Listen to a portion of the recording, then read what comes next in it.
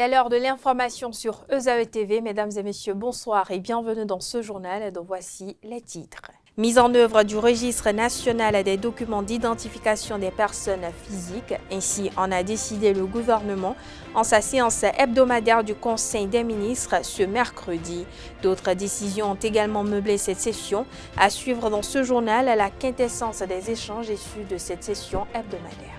Exactement 35 ans, ce 19 février 2025 qu'a démarré à l'hôtel PLM Alejo de Cotonou la conférence des forces vives de la nation qui a ouvert la voie à la démocratie au Bénin et en Afrique. Que retenir concrètement sur les avancées issues de ces assises historiques? Élément de réponse avec le politologue et expert en gouvernance Joël Ataï Kédégbé. Hors de nos frontières au Burkina Faso, 8 mois jour pour jour que l'on est sans nouvelles du journaliste Khalifa Siré, une disparition qui marque le début d'une série d'enlèvements et d'arrestations au sein de la presse burkinabé avec l'interpellation de plusieurs professionnels de médias. Les 4 hommes de médias ont disparu en l'espace d'un mois seulement entre juin et juillet 2024. Des précisions dans un instant.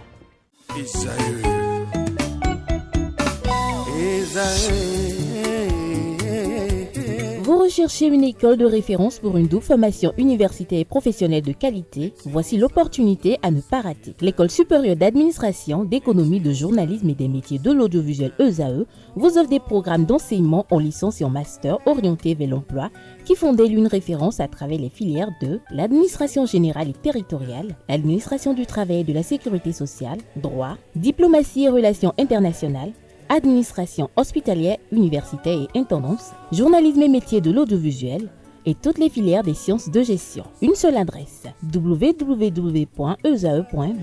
Rendez-vous dès maintenant sur nos campus ESAE Bedjromende au numéro 90 93 65 21 ou au numéro 98 98 14 00. Paracourt sur le numéro 52 46 12 12. Aboumé-Calavi au numéro 52 88 44 44. Akpaka au numéro 52 88 33 33. ESAE, l'excellence à un nom.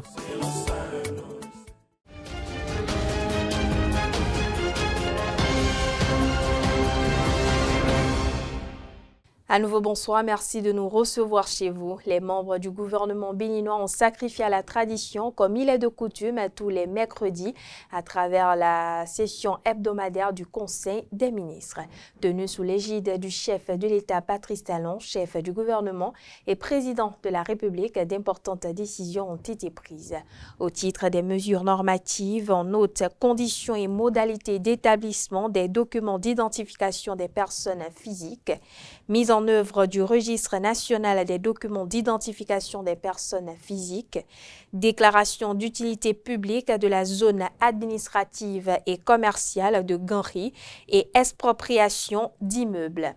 Attribution, composition, organisation et fonctionnement du Conseil scientifique de la Convention sur le commerce international des espèces de faune et de flore sauvages menacées d'extinction. Attribution, contribution, organisation et fonctionnement du Conseil scientifique de la Convention sur le commerce international des espèces de faune et de flore sauvages menacées d'extinction. Décret fixant les indemnités des meubles du Conseil scientifique, du secrétaire permanent du Conseil scientifique et du représentant de l'organe de gestion de la Convention sur le commerce international des espèces de faune et de flore sauvages menacées d'extinction. Dispositions particulières transitoires applicables pour la renaissance de l'équivalence des diplômes des établissements privés étrangers de formation aux professions de santé ne figurant pas sur la liste des établissements privés étrangers dont les diplômes sont directement éligibles à la demande de reconnaissance de l'équivalence des diplômes.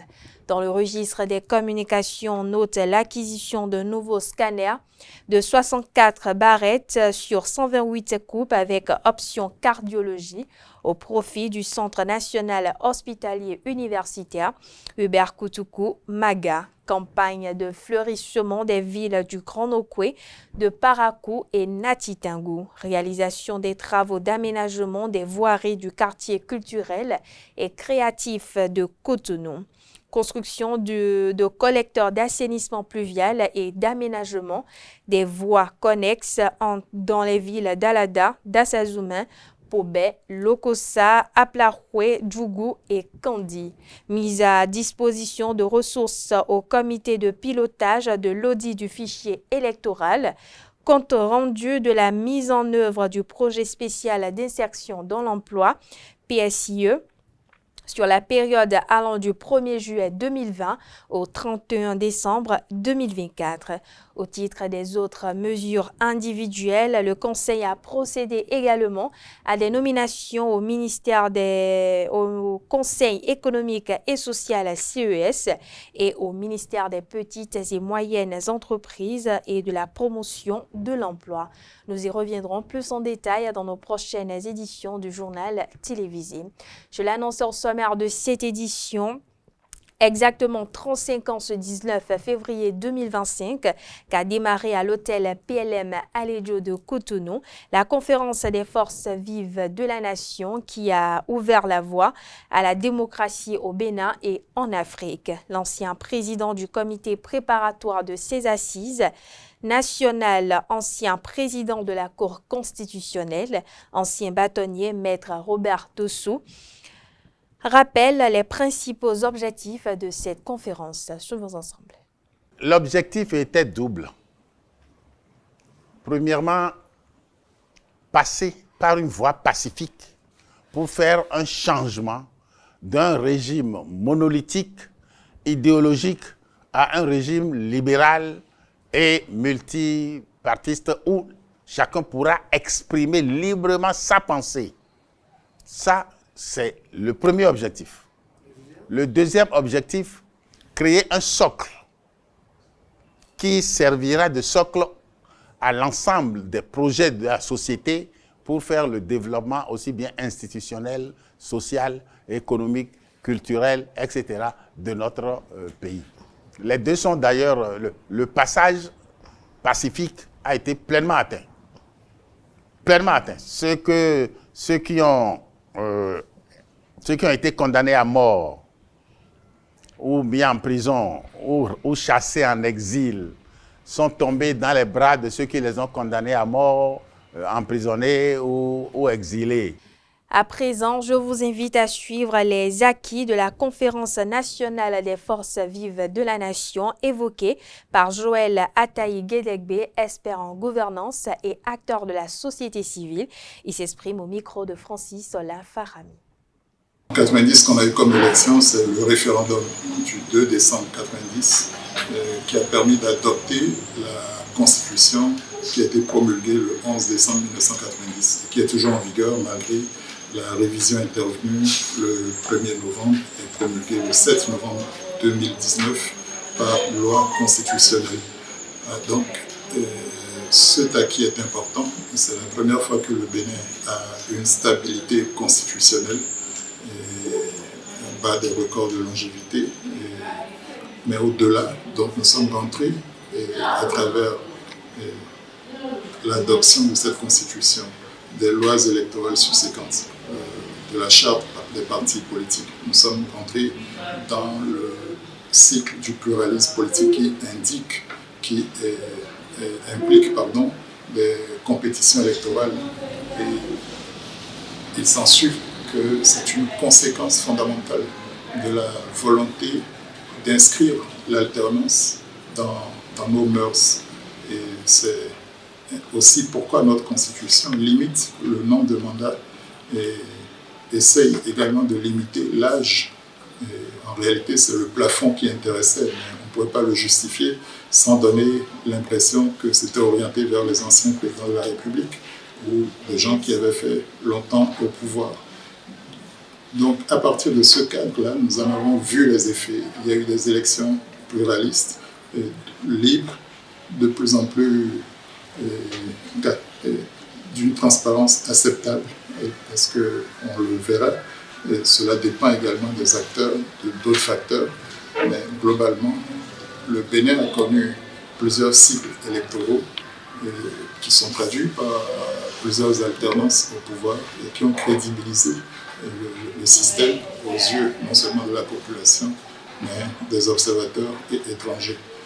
Bien que la démocratie ne puisse pas être résumée à des élections, et ça nous l'avons appris chemin faisant, il faut convenir que ça a joué un rôle essentiel dans la pacification de la vie publique, et malgré la concurrence, malgré les invectives, les anathèmes qu'il y a, c'est peut-être l'apprentissage de la démocratie, c'est peut-être le fait également que, bien que rentrer en démocratie, bien qu'ayant institué des pouvoirs dans un cadre démocratique, les acteurs, pour autant, ne sont que faiblement, rarement habités par une culture démocratique digne de ce nom.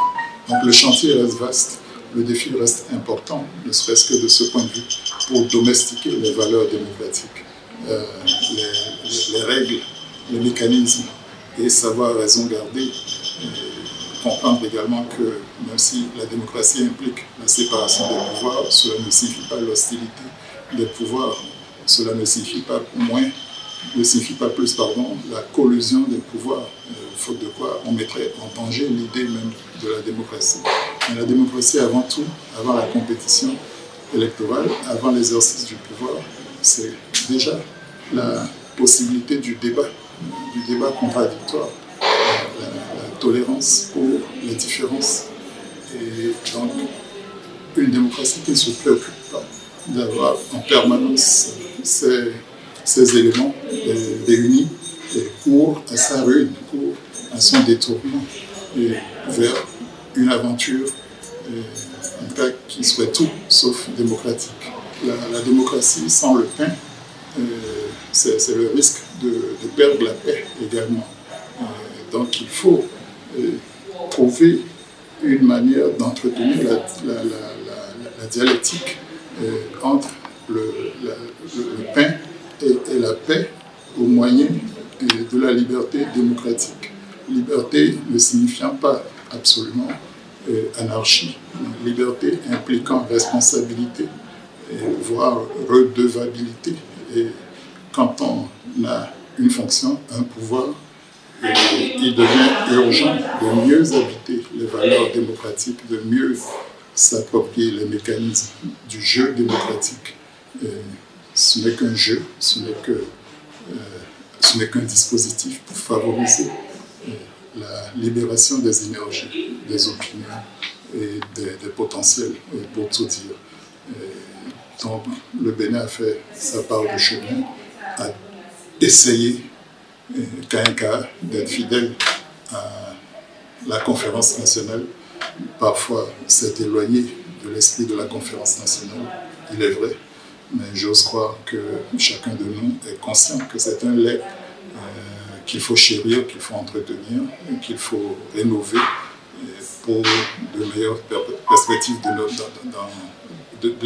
notre pays dans le monde. Et avant tout, à un moment où nous subissons de plus en plus le terrorisme au nord du pays, il faut savoir raison garder au niveau de nos querelles, mais internes comme au niveau des divergences que nous pourrions avoir avec nos voisinages. Donc c'est une responsabilité à nul autre pareil que de conduire un tel système et de pouvoir permettre que les citoyens de ce pays s'épanouissent à l'aune de ce choix-là qu'on a voulu historiquement en 1990. Que retenir concrètement sur les avancées issues de ces assises historiques? Certains en conservent encore des souvenirs marquants, tandis que d'autres s'interrogent sur l'évolution démocratique et socio-économique du pays depuis ces assises. Entre espoirs réalisés et défis, ces témoignages offrent un regard croisé sur l'héritage qu'est la conférence. Suivant quelques-uns ici, au micro de Romaric Djessougoubouin. Ce que moi j'ai retenu avant que la conférence de 90 ne nous est pas venu. C'est qu'en 1972, quand Kérékou a pris le pouvoir, il a géré jusqu'en 1985. Tout allait bien. Quand tu as ton bac, on te trouve du boulot. On te place en même temps. À l'époque, c'était beau. Mais à partir de 1985, les choses ont commencé à mal tourner. À cause d'une chanson que tout le monde sait. Le Ben nous volait. À cause de Médici. Donc, ils n'arrivent plus à payer les salaires. Les colonialistes l'ont serré un peu partout. Donc, le pays est à terre. Mais pourtant, le président Mathieu Kérékou, il veut tout, mais il ne veut pas laisser son siège du président. Parce qu'il dit, ne me dis pas de démissionner. Mais par la force des choses, M. Robert Dossou l'a vu, ils sont parlé, et la conférence s'est tenue effectivement. Les exilés sont rentrés. Et est dirigée par Monseigneur Souza. Et ça s'est bien passé. Il y a les institutions en place qui fonctionnent. Hein, et aujourd'hui, lorsqu'on veut faire l'histoire de la démocratie en Afrique, on part par le Bénin, par la conférence nationale du Bénin, réussi en son temps, et ça a déclenché quelque chose dans les autres pays qui ont commencé par faire leur conférence nationale, mais qui n'ont pas autant réussi comme pour le Bénin. Ce pays-là a besoin de l'unité, ce pays-là a besoin de la paix pour que le développement soit ce qu'elle doit être. Et j'invite à nouveau la classe politique tout entière aujourd'hui à lire un peu la conférence nationale et non faire comme la conférence nationale. Les différentes institutions qui sont aujourd'hui fonctionnelles, il y a la HAC qui est fonctionnelle, il y a le Parlement qui est fonctionnel, il y a la Cour constitutionnelle, je veux dire, et toutes les institutions qui sont fonctionnelles. Depuis la conférence nationale à ce jour, nous jouissons de la démocratie. À la conférence, Kérékou était un bon père de famille. Il est sorti, on lui a ajouté des pierres. Mais il peut dire à son militaire de dégainer. Mais pourtant, il s'est réfugié à l'église Saint-Michel. Il n'a pas tiré. Donc il aime ce pays. Et nous voulons que la démocratie là aille loin. Et que les présidents qui vont venir au Kassou ne pas de cette démocratie. En Afrique de l'Ouest, à l'époque, nous étions les meilleurs. Dans le même registre, parlons toujours des 35 ans de la conférence nationale de 1990. Quelques citoyens rencontrés dans la ville de Cotonou ont partagé leurs souvenirs de cette conférence avec Kanté Amoussou, Nansirine Fatoumbi. Suivons tout ça. 19 février 90, j'avais 23 ans dans le temps et j'ai suivi de bout en bout cette conférence nationale. La conférence nationale était un truc qui a été imposé dans le sens où Kérékou sur le plan économique était asphyxié. C'est parce qu'il y avait eu des problèmes où ils n'arrivaient plus à payer les salaires. Les enseignants, les travailleurs n'ont plus leur salaire. Il faut maintenant obéir aux structures capitalistes impérialistes qui est la Banque mondiale, la FMI. Mais un pays marxiste ne peut pas être accepté par ces structures de Bretton Woods. D'où je félicite Robert Dossou à accepter aller dans le gouvernement révolutionnaire à l'époque. Et c'est de là qu'il a travaillé. Le président Mathieu Kérékou a accepté de libérer tous les prisonniers politiques, puisque le système révolutionnaire militaro-marxiste là, c'est différent de la démocratie. En ce moment-là, j'étais en classe de 3e au CG Notre-Dame, ici, où on faisait des mouvements. C'était des tic au tac. Donc le dernier mouvement qui a permis au général d'appeler et d'organiser cette conférence, c'était la marche populaire qui avait démarré derrière, qui avait démarré par la place des Martyrs, en passant par la Présidence jusqu'à la place Lénine. C'est là-bas où on était, où le général dit, comme les enseignants ne percevaient pas de salaire, ils ont organisé les élèves pour faire des marches. Alors les ministres, vous aussi venez, nous aussi, nous allons faire marche. Et le général aussi a appelé ses ministres, ils sont rentrés dans la rue. Le soulèvement populaire, plus de 40 000 citoyens béninois sont descendus dans la rue. Lundi 11 décembre 1989. J'étais à la place Lénine. Ça a commencé par là. Et il était dans la foule.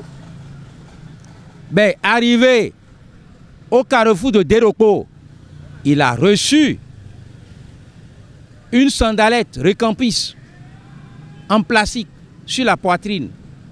Il y avait déjà des pneus qui brûlaient. Il n'a rien dit. Qu'est-ce qu'il faut faire pour que cette asphyxie financière n'écrabousse tout le pays sous son règne? D'où la naissance de la conférence nationale préparée par M. Robert Dossou avec une feuille de route.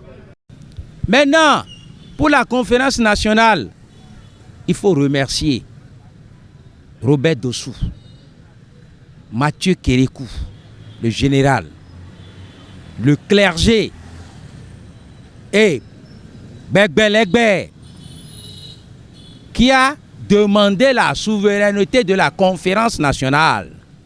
On ne peut pas l'oublier. Et le général est venu dire, votre conférence est souveraine. Monseigneur de Souza, paix à son âme. Ils sont allés voir le général, ils ont parlé et le général a accepté. C'est un bon président, c'est un homme humain.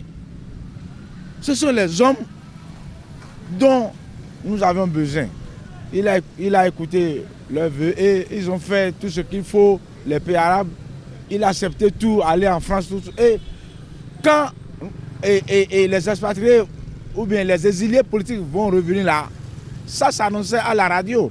On allait à l'aéroport et les accueillir, les Humbedji, les Bétins, Bona, ils sont nombreux. J'ai oublié beaucoup de noms. Ils sont nombreux. Donc, et les Gassins Humbedji même, lui il a un surnom là que j'oublie. Ils sont nombreux. Donc, ils sont tous arrivés et la conférence a commencé. C'était une émotion. C'était une émotion. Surtout quand le général est venu donner la garantie que la conférence est souveraine. Que la conférence est, parce que malgré qu'ils étaient en pleine conférence, il y a d'autres qui faisaient des plans machiavéliques pour faire gâter la chose. Partant de là, la conférence s'est déroulée dans des conditions, la peur au ventre de tous ceux qui étaient participants. S'il n'y avait pas la souveraineté, vous croyez qu'on serait en démocratie? Dieu merci, nous sommes venus à terre tranquille. Nous avons pu atterrir l'avion qui planait. On ne savait pas comment elle allait descendre. Qu'est-ce que je veux dire par là? dans tout ce qui a été dit et qui a donné la naissance à la conférence, qui a donné la naissance à la démocratie dont nous pleurons aujourd'hui, c'est parce que tous les participants en 90, à un moment donné, ont accepté unanimement ce qui était fait entre eux et de surcroît ce qu'on n'attendait pas, le oui du général Mathieu Kérékou du temps, qui a dit que la conférence nationale doit être appliquée dans tout son ensemble. Ce qui a été une joie après plusieurs rencontres avec monsieur Monseigneur Dosouza. Ça fait déjà 35 ans que le Bénin a jeté. C'est à la fin des travaux que le Bénin a jeté les bases de sa démocratie. Multipartisme intégral, liberté de presse, liberté d'opinion et du libéralisme. Ce sont des acquis de la conférence nationale, force vive de la conférence, que nous sommes en train de jouir aujourd'hui. Et puis on parle sport dans cette édition. La fédération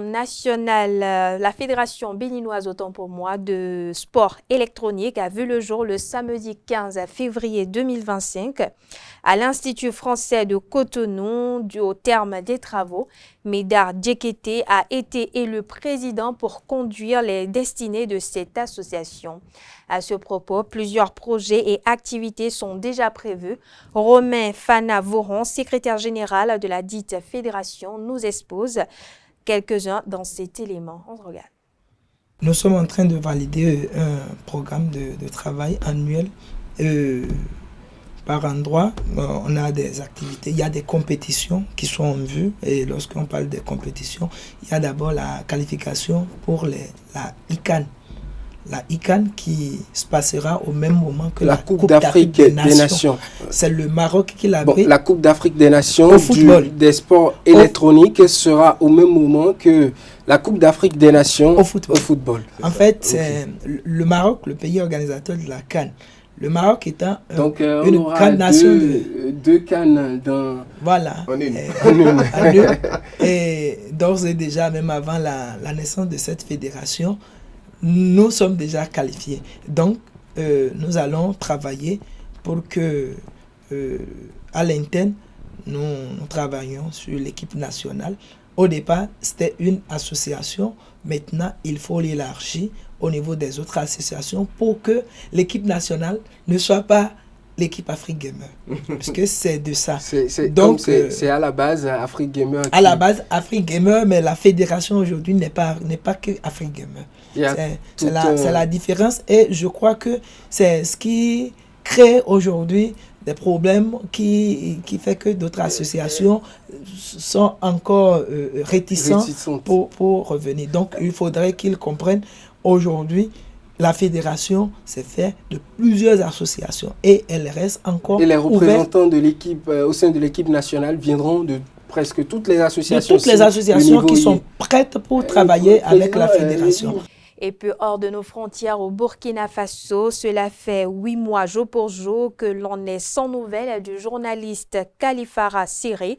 La disparition du chroniqueur de BF1 marquait le début d'une série d'enlèvements et d'arrestations au sein de la presse burkinabé avec l'interpellation de journalistes reconnus tels qu'Alain Alain, Serge Oulon et Adama Bayala.